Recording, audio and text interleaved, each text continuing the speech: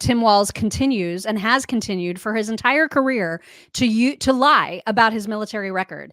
And so I think JD Vance has said it really, really well, that this isn't about his service. Of course, we appreciate anybody who serves their country. And Tim Walz did stay in the National Guard for 24 years. Like, you can retire at 20. He stayed for 24. Good on him. That's great.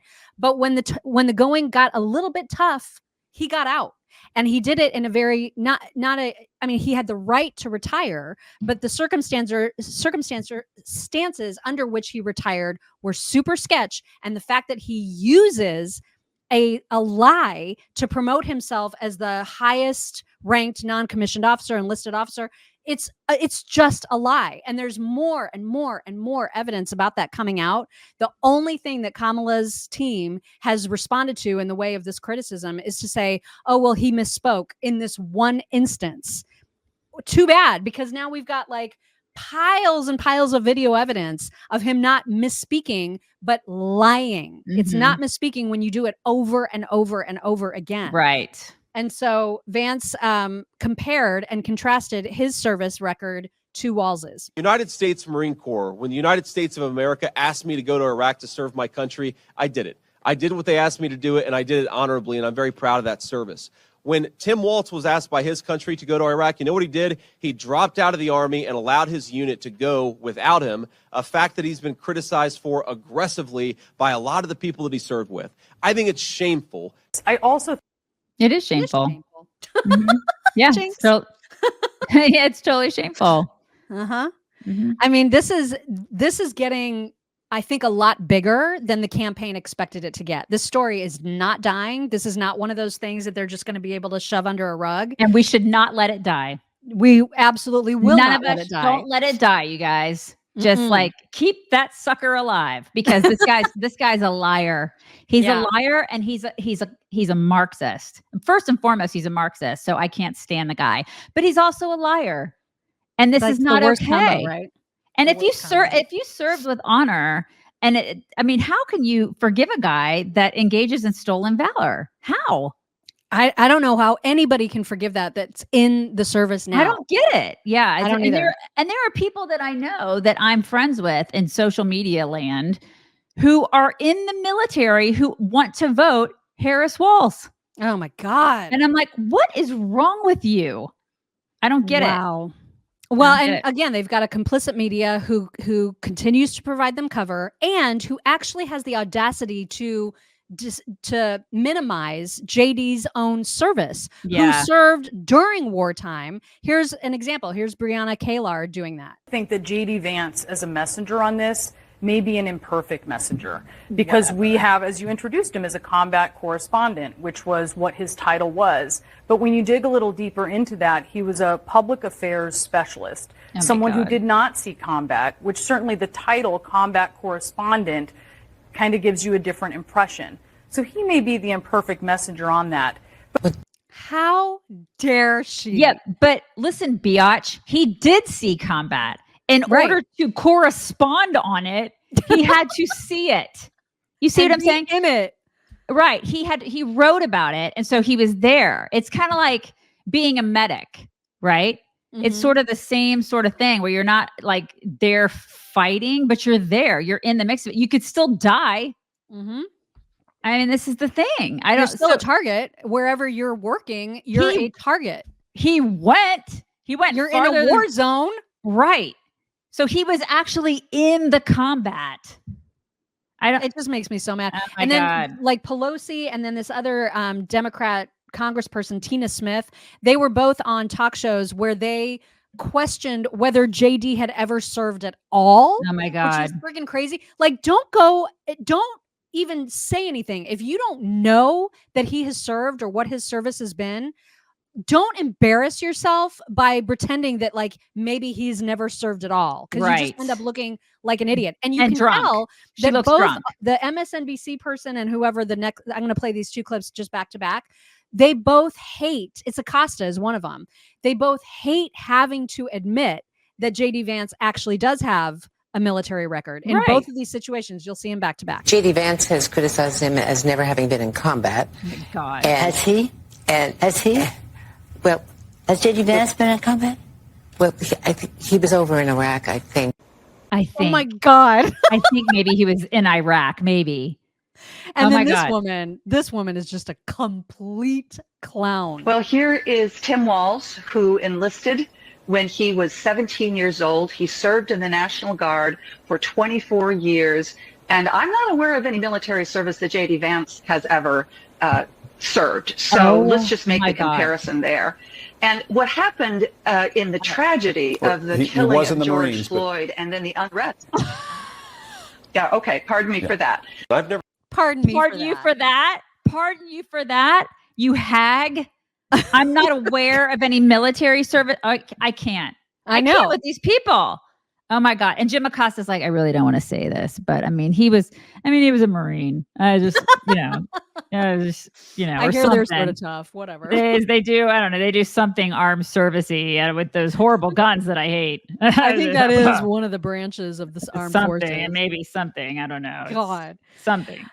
And Vance defended the fact that he's made attacks on the record. He defended how he's doing it, and he put this so perfectly it had to be shared. Criticized what Tim Walz did when he was in the military. I criticized his retirement decision, and most importantly, Dana, I criticized his lying about his own record. Yes. Okay, this is a guy who was captured on video saying, I carried a gun in war. He never went to war. This is a guy who's been captured on video. As other people say, he's an Afghanistan veteran. He's a veteran of a war, nodding along in agreement instead of saying, no, I did serve my country and I did it honorably, but I never went to a war zone. I'm not criticizing Tim Walz's service.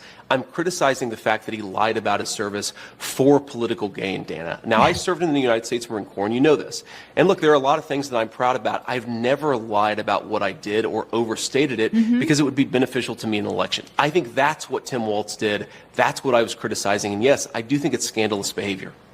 Yeah, because Vance is honorable and Walz is a lying a-hole. There's a difference. This is not hard. I don't remember if this is still that same clip or if this is another one. So we're just going to play it and see what happens because I genuinely don't remember. Look at her face. Look at her face right there. On the question of when he left the National Guard, he filed his election paperwork February 10th, 2005. That was a month before the National Guard even announced that it was possible that they would deploy to Iraq, and it ended up being 2 months. He retired 2 months before they actually got the paperwork. But on CNN last night, Dana, one of the people who was actually in charge of him said they knew they were going to deploy to Iraq in February of 2004, fall of 2004. So he knew he was going to Iraq. He decided to quit, to retire, whatever word you want to use. Retire. Because he wanted to run for Congress. He lied about that. He said that when he decided to retire, he did not know that he was going to Iraq. That is another untruth, as even his senior military officer said. So again, I'm not criticizing the service. I'm criticizing the dishonesty. Dishonesty spoken in favor and for the purpose of political benefit. And I think that the most important thing here, Dana, is it goes to Kamala Harris's judgment. Question. Donald Trump didn't serve in the military. So? He received a medical draft deferment for bone spurs to avoid serving in the Vietnam War, reportedly as a favor to his father. Do you find that shameful, too? I think that Donald Trump didn't serve in the military, but he didn't lie about it, Dana. I've known Donald Trump for a long time. He really honors our veterans. He honors me for my service. Donald Trump didn't lie about serving in the military. He didn't say that he went to Vietnam when he didn't. This is the problem. I don't criticize anybody. Whether they served our country or not, I think it's honorable to serve, but obviously a lot of people have reasons for not serving. I criticize somebody for embellishing their record, for lying, saying, I went to war. Dana, do you think that it's a problem that he said, I went to war, but he didn't actually? That seems to be a problem to me. Well, they've corrected that. Let's move on to... Let's move on to another important issue to voters. Hey, Dana, so Trump has taken more bullets for this country than Walz has. Definitely. So maybe you should suck it. I don't know. This is why I can't. I would have said that to her. Yeah. I mean, but I know covering for him. She keeps covering. Why? He never. Listen, I know we've all forgotten about that, but technically he has. Yeah. Well, and it is amazing when there's these little moments that the press seems to do its job. This was one of them where Yamiche Al-Sindor was talking about the fact that the Kamala campaign team just seems unwilling or uninterested in engaging on this issue. But I don't think they're going to be able to hide from it forever because, like you said, like we said, it's not going away. And we're going to keep it. Yep.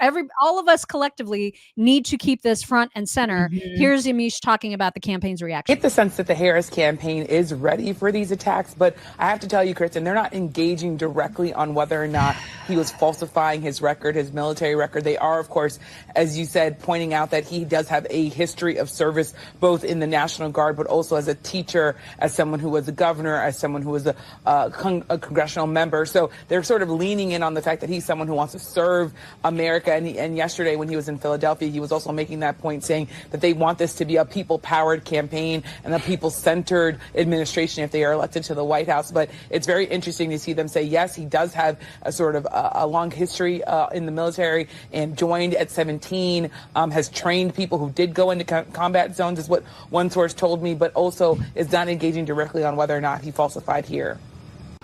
He's just not engaging. He's not engaging. I loathe these people. I really I don't know who this fellow is on CNN, but this guy like absolutely positively calls him out. Walz did make a comment speaking to a group. He's done it a couple of times where he has used language that has suggested that he carried weapons in a fighting situation. Yes. As you know, with your contact with the military, I know from coming from a military family, there is a difference between being in a combat area, being involved at a time of war, and actually being in a position where people are shooting at you. There is no evidence that at any time Governor Walz was in a position of being shot at, and some of his language could easily be seen to suggest that he was. So that is absolutely false when he said that about gun rights out there. So what you're saying is that he's a dirty commie liar. Is that what you're saying? We can all surmise that's what he's saying there. I mean, I feel like that's what he was saying. You can sum that up real quick in a nice little bow. My God.